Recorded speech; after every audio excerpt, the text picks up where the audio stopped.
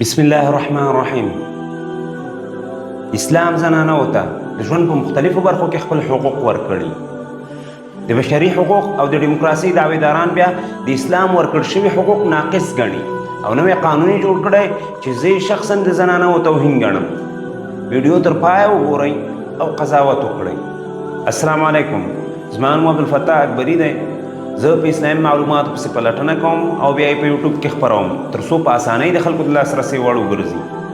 نو تاسو نه مې هیله دا ده چې د خیر د خپرولو لپاره چینل سبسکرایب، ویډیو لایک او شیر کړئ تر څو ډېرو ملګرو ته ورسي. دلته به زه د ډیموکراسۍ او د اسلام بعضې قوانین ستاسې مخې ته کږدم، تاسې پرې باندې فکر وکوئ.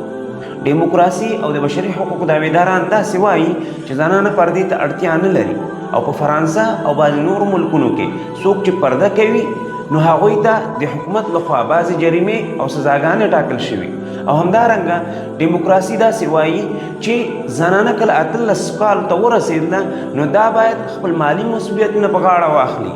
د دې په مقابل کې د اسلام حکم دی چې زنانه د ډېر ستر اهمیت خاوند ده. نو انسانان په فطري ډول باندې ستر اهمیت لرونکي څیزونه پټوي، نو د دې لپاره زنانه ته پرده پکار ده.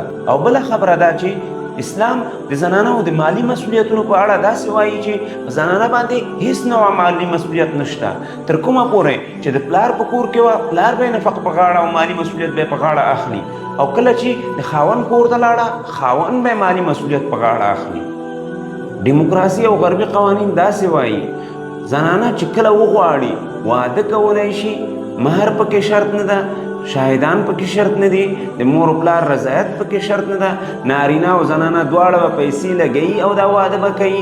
که په کوم رستورانت کې موافقه وشوه او که په کوم پارک کې موافقه وشوه یا هر ځای کې چې دوی غوښتل موافقه وشوه دوی واده کولی شي. اسلام بیا حکم کوي بېشکه زنانه د خپل خاوند د انتخاب حق لري، خو مهر پکې شرط ده، د مور و پلار رضایت پکې شرط ده او شاهدان پکې شرط دي، او د نارینه مور و پلار او کورنۍ به ډیر په عزت سره راځي او د رشتې غوښتنه به کوي او د هغه نه وروسته به اعلان کیږي او دا به خلکو کې معروفه کیږي چې دغه زنانه دغه نارینه ته ورکړل شوه. ډیموکراسي او غربي قوانین داسې وایي چې زنانه باید خپل د کورنۍ ټول مالی مسؤلیتونه په غاړه واخلي او په ډېرو کمو حالاتو کې باید ورسره نارینه کومک وکړي.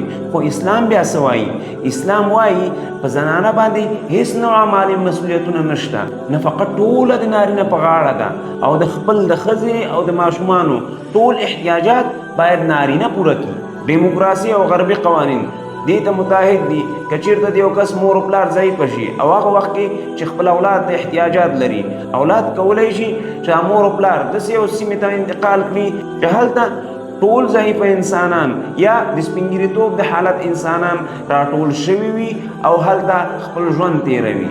خو برعکس اسلام بیا څه وایي؟ اسلام داسې وایي چې د پلار قهر سره د الله قهر نه خطی دی او د مور د خدمت په وجه د جنت دروازې کولاویږي انسان ته او جنت انسان ته میلاویږي، د اور نه بچ کیږي. دغه ترغیبونه دي چې اسلام ښایسته کړی دی او په اسلام پورې تړلي خلک ټول د دې نعمتونو نه برخورداره دي. دا و زموږ نننۍ ویډیو، تاسې پرې باندې فکر وکوئ او الحمدلله ووایئ په اسلام باندې. السلام علیکم ورحمة الله وبرکاته.